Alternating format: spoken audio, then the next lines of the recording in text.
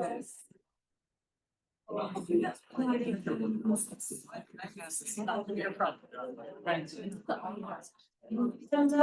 everyone. Thank you for your patience. The technology was being testy, you know how that goes. But thank you so much for joining us. Welcome to a celebration of literature and living writers. I'm Megan Marshall. I'm the director of the Hugh C. Hyde Living Writers Series. And tonight is the first event of the fall semester. So yes, very excited about that. Thank you for your enthusiasm. And we have a dazzling poet here with us who has been called a new force in American poetry. So we're so lucky to have her here all the way from Dallas, Texas. But before I welcome her up to the podium, I do want to thank our friends who have helped to make this series and this event possible. And that includes Markle Tumlin, my esteemed co-host, holding it down in the back over there. I also want to thank our other friends from Love Library, including Rebecca Williamson and Laurel Bliss. I want to thank the Department of English and Comparative Literature for their continued support of this series, as well as Michael Ramirez and our representatives from Aztec Shops who are selling books over there in the corner. I also wanted to point out, since we're on the mention of selling books, Adam. Adam has some of Mag's chapbooks if anybody is interested in purchasing them. So check him out at the end of the event over there. So thanks for being here too. And then tonight I want to issue a very special thanks to Dr. William Nuriccio and the Master of Arts in Liberal Arts and Sciences program for their generous co-sponsorship of this event. That's it.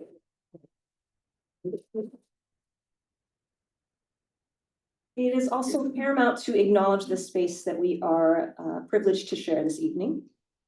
For millennia, the Kumeyaay people have been part of this land. This land has nourished, healed, protected, and embraced them for many generations. As members of the SDSU community, we acknowledge and celebrate this legacy. Lastly, if you haven't done so already, please silence your cell phone and know that the event is being recorded, but don't worry, all we see is this right here. If you are interested in checking out the recording after the event and other lots of amazing living writers related content, please check us out on YouTube, subscribe, comment, like, share, all the good things. We love to have you as part of our living writers community. All right, well, without further ado, it is my honor to introduce tonight's featured reader. Mag Gabbert is the author of Sex, Depression, Animals, which won the Charles B. Wheeler Prize in Poetry and the Writers League of Texas Book Award in Poetry, which she'll be primarily sharing from tonight. The Chapbook, The Breakup, which won the Baltic Writing Residencies Chapbook Award, and the Chapbook Minml Poems. Mag is the recipient of a Pushcart Prize, a Discovery Award from 92 NY's Unterberg Poetry Center, and fellowships from the Kenyon Review Writers Workshop, Idyllwild Arts, and Poetry at Round Top. She was recently awarded a 2025 Poet Laureate Fellowship from the Academy of American Poets. Her work can be found in Poetry Magazine, the American Poetry Review, the Paris Review, Copper Nickel, Guernica, the Massachusetts Review, Poetry Daily, and in many other journals and magazines. She currently teaches at Southern Methodist University and serves as the 2024 to 26 Poet Laureate of Dallas, Texas. In an interview regarding her tenure as Poet Laureate, Mag stated, "I think poetry is important because it invites us into a place of unknowing, a place where we are forced to ask questions and make new discoveries. That is, to me, the very essence of what poetry does. It changes your mind, it shifts, it transforms." Inhabiting Mag's work in Sex, Depression, Animals allows readers to experience this essential concept of transformation and discovery. With sharp, visceral imagery and precise musicality, her poems seek to elevate the mundane. Like the speaker in the poem Gum, who muses, "I love gum, love the way it turns beneath my tongue." We are engaged by continuous turns in language, tone, and narrative. The poet Jane Hirshfield calls these window moments. Many good poems have a kind of window moment in them, Hirshfield says. They change their direction of gaze. The gesture is one of lifting, unlatching, releasing. Mind and attention swing open to new peeled vistas. Window moments abound in Mag's work, where words shift from denotation to connotation, or from Greek to Old Church Slavonic, or her dad's favorite jokes. By reimagining poets' oldest obsessions, sex and death, in both personal and universal contexts, Mag opens our attention to new possibilities of perception. For this, and for all the indelible contributions she's made and will undoubtedly continue to make to our literary community through her work as a laureate, she's earned the distinction, as I mentioned earlier, of a force in American poetry. Now, speaking of that force, we're going to do things a little different tonight. We're going to try something out, okay? Mag had this fabulous idea, like, what if we welcome poets like we welcome, like, you know, the WWE wrestlers, all right? We've got the song, you know, the walk-up song. Everyone's going to cheer really loud. So I need you to participate in this experiment with us. I'm going to put on Mag's walk-up song, and y'all need to give her some serious love. All right, can we do that? Yeah. All right, ready for this? This is going to be the new norm, okay? All right, let's try this out. Oh, so we'll start. Just imagine like Wait fog, for it. fog. Lights. No, it's kind of like, ooh, yeah. Incredible.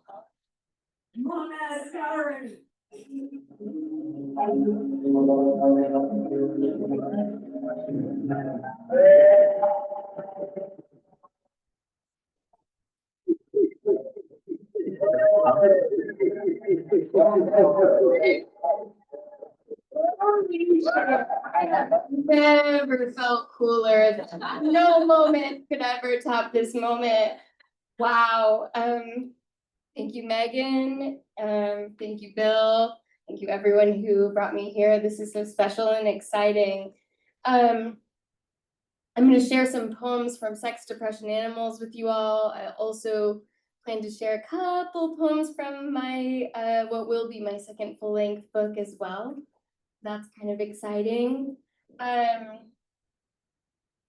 It's been a tough moment for me personally recently. Maybe some of you are going through a tough moment too. For me, I found out recently my mom is dying. She's dying of cancer, and she's super young, like she just turned 60 years old.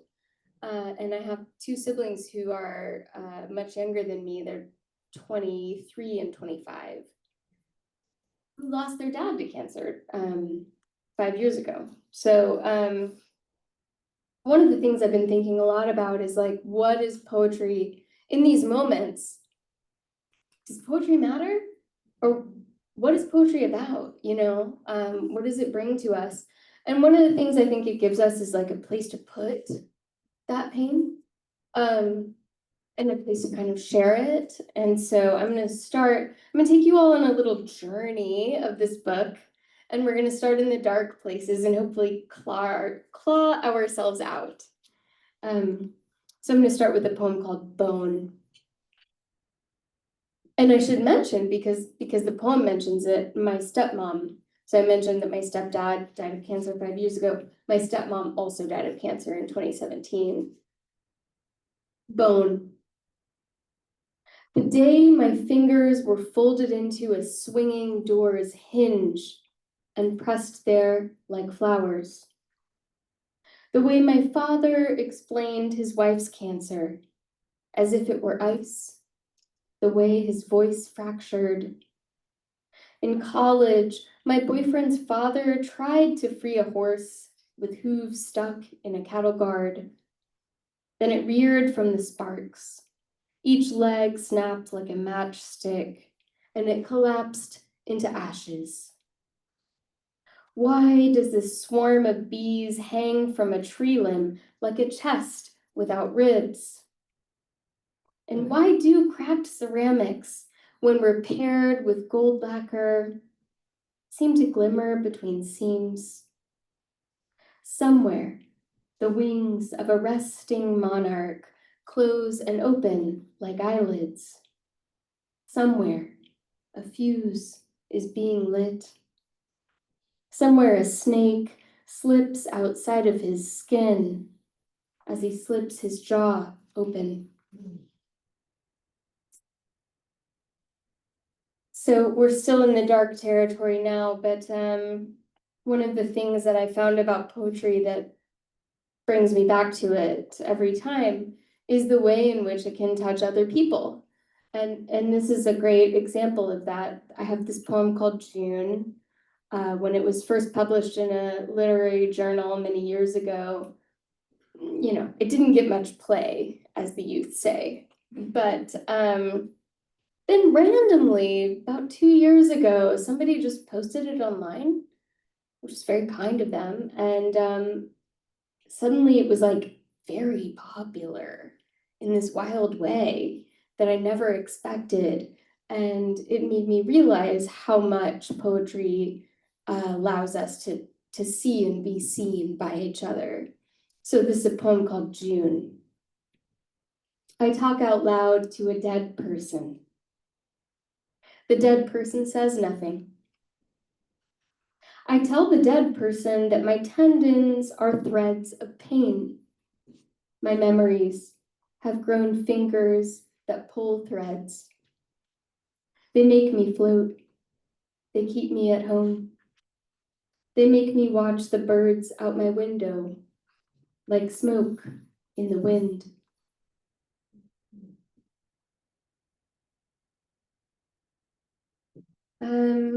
Let's see, okay. So we're in a very torn moment as a nation. I think that's clear to everyone. And one of the things that's been coming back to me during this time as a poet, part of my job as a poet is to help people see our humanity, help people come back together, right? From whatever it is that's dividing us. And it just so happens that in Dallas, I live a stone's throw away from the place where John F. Kennedy was shot. I can see that space from my window, literally. And I was so shocked when I moved there. I grew up in Dallas. I've lived there all my life, but I was very shocked to learn when I moved there how many tourists from all across the globe, China, Germany, Switzerland, are there every day to see that site. It's perplexing and moving to me, and it makes me think about this poem that I wrote before I ever lived in the space where I currently am, but I did live in Dallas. And I was thinking sort of about how I wasn't alive during the time of Kennedy, but I can imagine what it's like to be a human being, losing a human being who you care deeply about in the way in which he was lost. So this is a poem called Anniversary, which I wrote on one of the anniversaries of the shooting. There's a moment in the videotape after the president has been shot when Jackie crawls onto the trunk of the car. She moves back toward the asphalt 500 yards before, the reality that existed 6 seconds ago. She's grabbing at something, a piece of his skull or brain matter. Grief without context. We scramble for the tools to build it a container. It changes shape and color. It moves at us in waves. The car, the gun, the brain. It's settling in. It's eroding the shore we're standing on. The asphalt slips behind and behind. The present keeps arriving.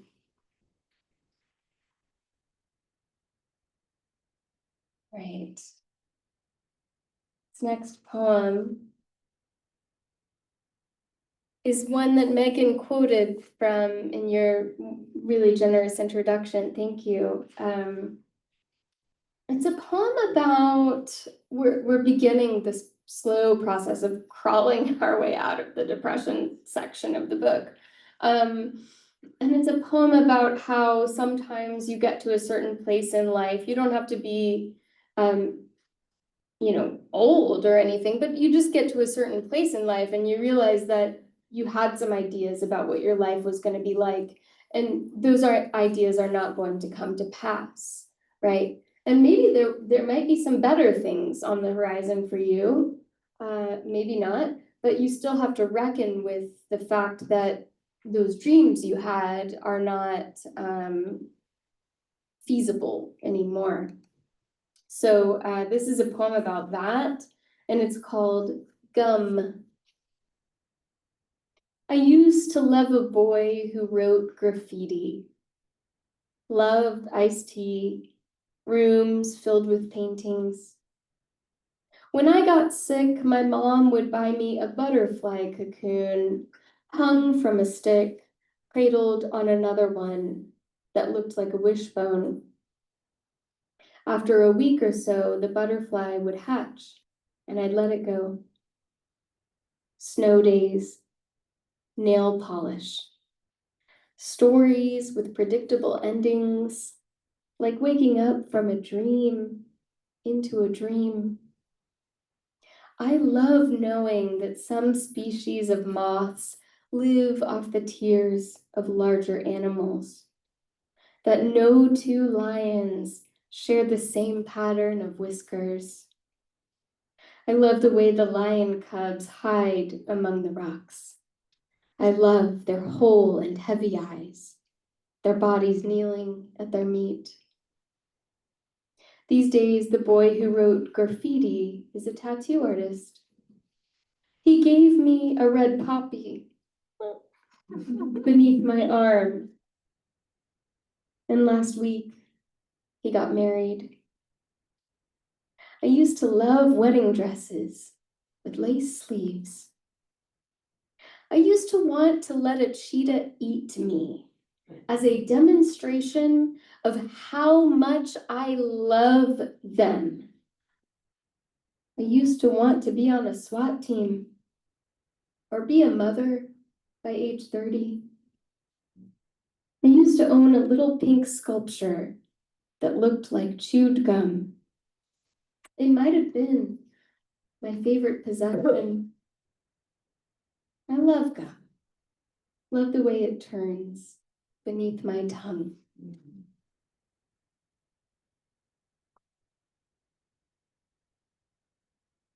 On the topic of tattoos, this is, I think, the turning point for us this evening, where we start to see a little bit of a brighter future, one hopes. I wrote this poem about getting tattooed. It's called Be. Excuse me, I'm still reading like I used to, that a refrain in my head. No, in this case, it's just, I go, be. I go out to get tattooed. A serpent, a bear skull, it doesn't matter. I wait for the brief prick of needle to bone. Pain doesn't. Ask you to think about it. A steady hum, like a swarm, it swells into heat gathered up from each sting, simple and dazzling. It renders me a hollow thing, a bright and present halo.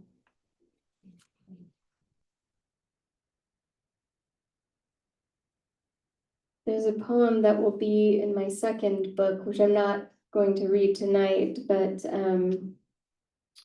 it's called Dear Pain. And part of that poem talks about how when I was a PhD student at Texas Tech, one of my mentors read the piece that I just read to you all just now.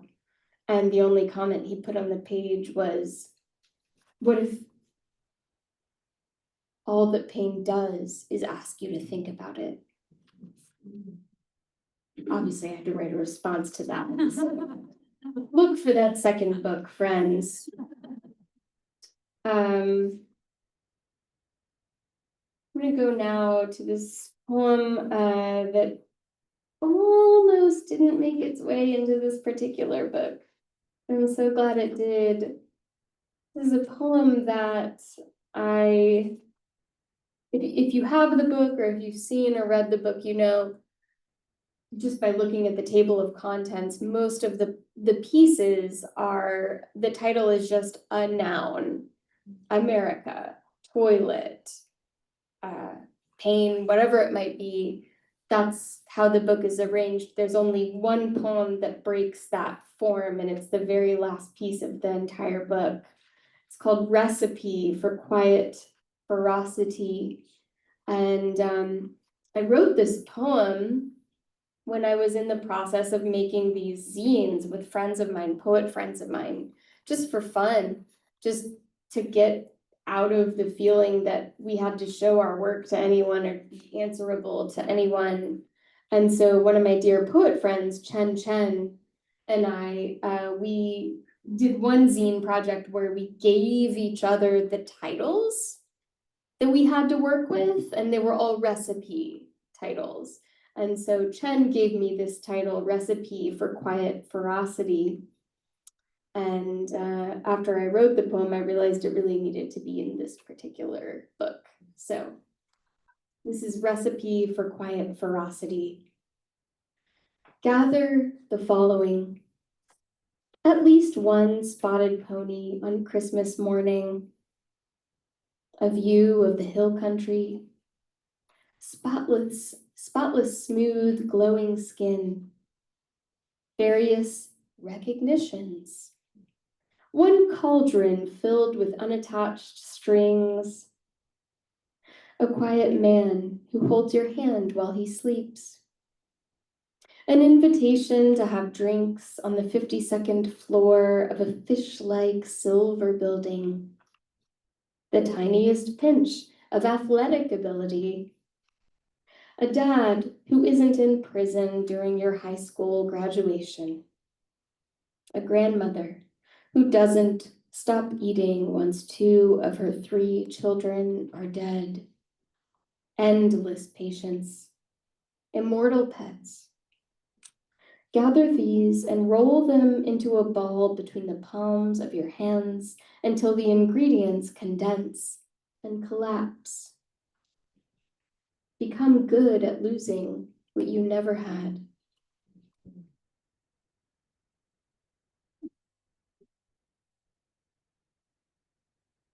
See how we're doing on time. Oh, we're doing lovely. Okay. What if I write a happy poem, you know, like the one maybe happy poem in this whole damn book? Like many of the poems here, it's based on a true story, or parts of it are based on a true story. And it was in fact written on New Year's Eve, as it announces in the first opening lines.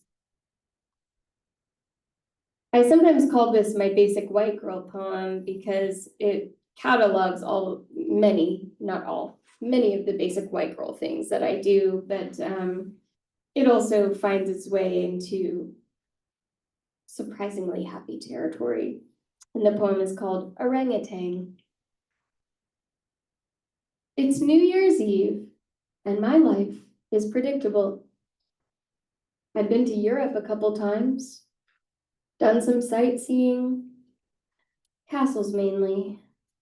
I have eaten grilled cheese sandwiches and chips flavored with sour cream, watched vampire movies, and one time I did go camping in a teepee with my best friend after watching the sun rise out of the blue that morning. Later on, we took a bath in a clawfoot tub, facing opposite ways, nervously laughing every time our damp skin grazed the other, and we would say, "You're not real, not real, not real." Which I guess was surprising and kind of celebratory, like a sudden orangutan, too big to shield himself with an umbrella of leaves, very Susie and Muppety, and even extraterrestrial or cerebral, up there in the trees.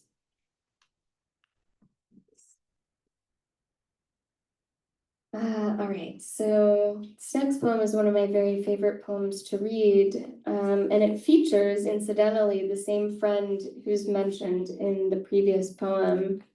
I'll tell you a tiny story about her after I read this piece, but I often call this poem my hell poem. It's exploring the idea of hell. It's also exploring the idea of goats, literally goats, and words and concepts and things that are related to goats. So you may hear, for example, stuff about kids, right? Because goats have kids, or nannies. You may also notice, those of you who read poetry on some level, may notice that there are a couple of lines borrowed from a wonderful, wonderful poem by Brigitte Pegeen Kelly called Song. I highly recommend you read that poem if you've never read it before. It's available online, but be prepared to sob. That's all I'm gonna say. So for me, this poem is called Goat. Because every man I've ever slept with has wandered off to have kids, but later fucked me again. Because I can't seem to pick a religion. Because during sex ed, my teacher showed us a little box with an open slot on her desk, told us to write down our questions and slip them in. Because the first note read, "Does sex really make women scream?" Because the ancient Greek word trigoidia, which meant goat song, somehow turned into the modern English tragedy. Because my dad's nickname for me is Smelly. Because for a long time I heard bleat as bleed. Because this song is sweet. It is sweet. Because God told his people to bring him 2 goats. He said they should give one their sins and let it go, and they should slit the other's throat. Because my brother claims he needs a new razor for manscaping. Because childless mothers are called nannies. Because Jesus won't help me.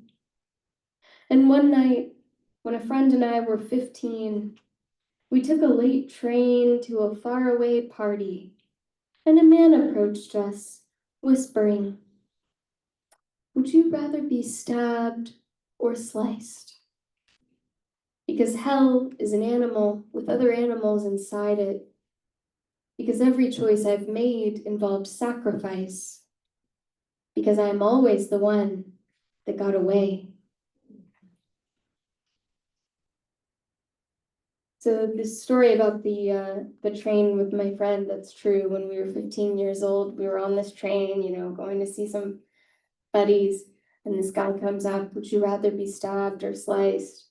And my best friend said, "I guess probably I'd rather be stabbed, because if you're sliced, that's a big scar, so at least if you're stabbed, it's small." And I was like, "We are getting off this fucking train." Shut up. All right, so I'm going to end with just 3 short poems. And this next one is the last one from my current book, Sex, Depression, Animals.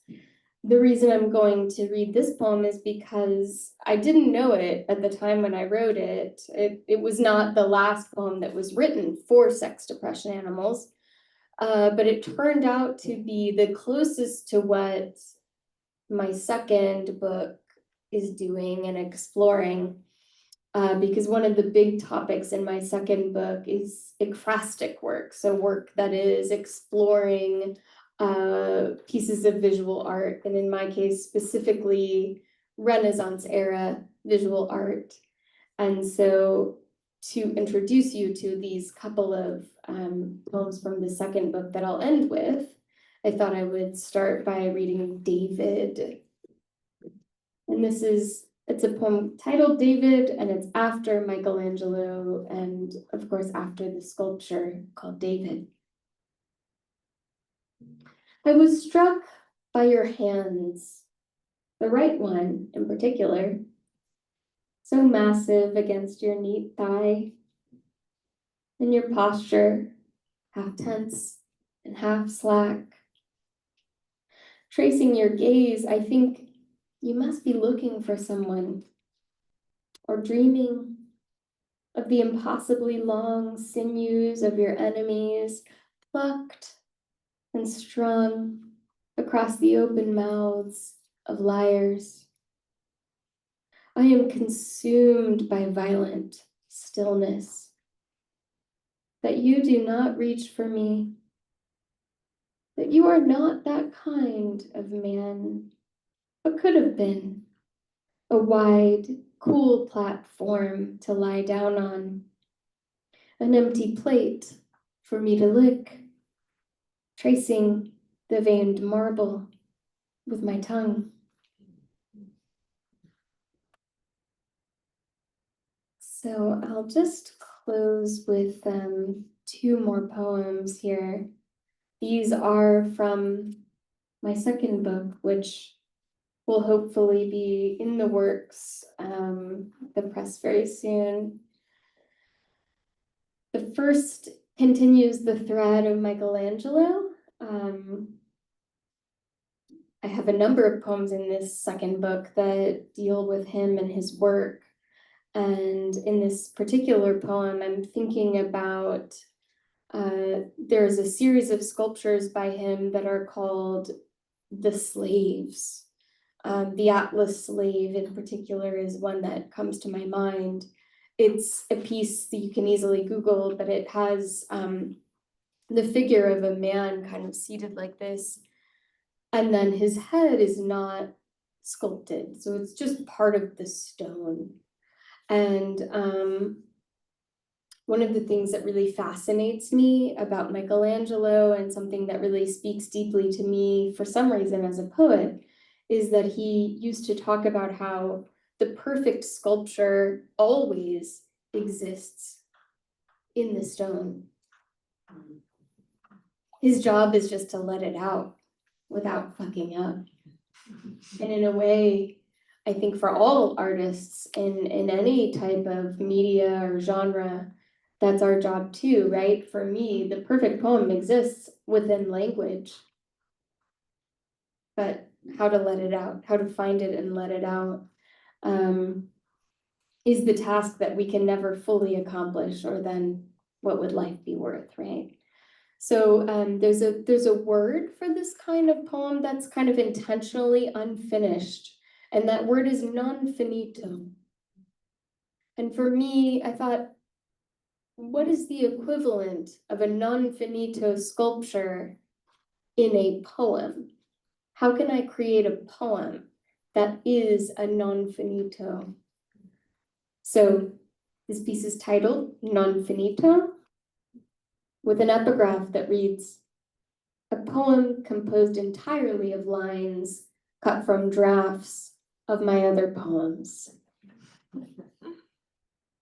Michelangelo took care in choosing the stone, knowing it must already hold the curve of the jaw, eyes smooth as globes, an arm lightly extended. I invented this dessert called the sweet nothing, a bowl of ice topped with sugar. According to legend, albatrosses often sleep in the sky, which explains why their flight appears so motionless. It is possible to predict the way the eye will sweep across an image. I've forgotten how to write more than. Evan Boland wrote, how can I know a form unless I see it? How can I see it now? Years ago, I pulled up to a truck stop between the highway and a strip mall. Looking for a bathroom, I opened a door that led instead to deep echoes, dark, starry crystalline walls, until you've had enough, there's no such thing as enough. Michelangelo's skill involved finding his form's boundaries. He had to reach, but not cross them. A door could open anywhere in this poem. Now, I think I know how some priests have managed to stay celibate. Because they see us as a god does, completely, and too often.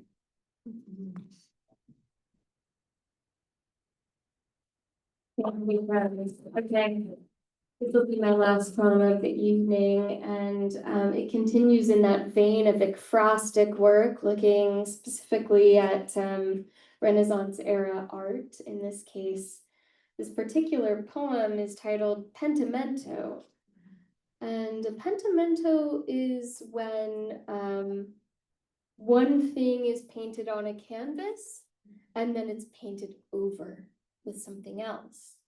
These days, you know, we have the fancy technology, the x-rays, or there's something beyond x-rays that I don't even know the name of, that can uncover the layers beneath the layers, right?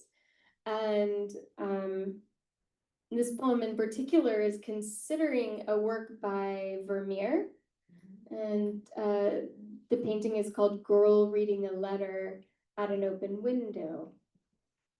And I would encourage any of you who've never encountered this painting, sometime once we're finished here this evening, to look it up, because what happened is, as you may know, Vermeer is one of our celebrated great masters of painting, and this work has existed for many centuries, but for 3 of those centuries, it looked a certain way, where you had a woman standing at an open window, reading a letter, and really not much else, a little bit of setting of the room, chair, table, but that was kind of it.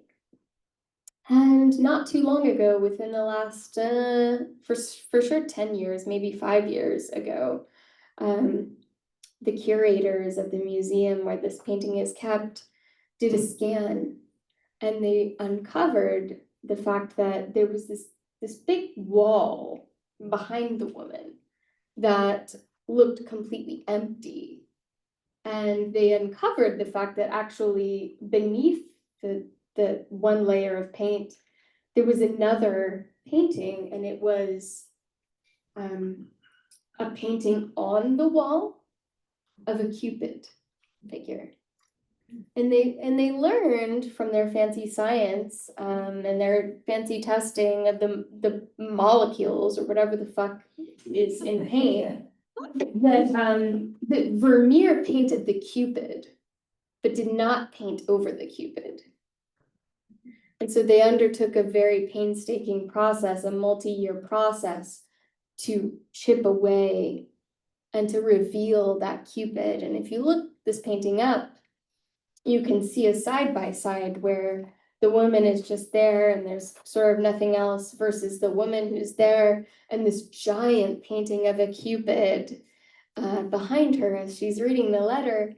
It made me think about how much I, and maybe some of you, often wish that a sign would just present itself, right? Because to me, that Cupid was this sign. What is she reading about? Love, you know? And the answer seems to be affirmative, you know, because you have this deity, this figure sort of raising his affirmation behind her. And I thought about how often in my life, and I think many people's lives, that sign, that signal, that big, wonderful answer, it just doesn't come. We have to live inside the ambiguity. And so with that, this poem is called Pentimento, after Vermeer's Girl Reading a Letter at an Open Window. The effect for those 300 years, while the Cupid remained hidden, was a kind of silence. like the man who brought a bouquet of roses into the nail salon and approached a quiet, teary-eyed woman in a pedicure chair. How she looked away until he left, still holding them. If it is a question of degrees of permanence, I want an experience that is more permanent. From Eros, this language takes one of two paths: erosive, erosion. I used to pay for glimpses into my future. Every star map, palm line, and tarot deck pointed in the same direction, signaling a great romance. Here is a problem with love that is also a problem with poems. How often they wish to speak plainly, yet don't. Those points came and went. My friend and I discuss which line should come last. He says, a silence is also something you can read. Thanks, Jan.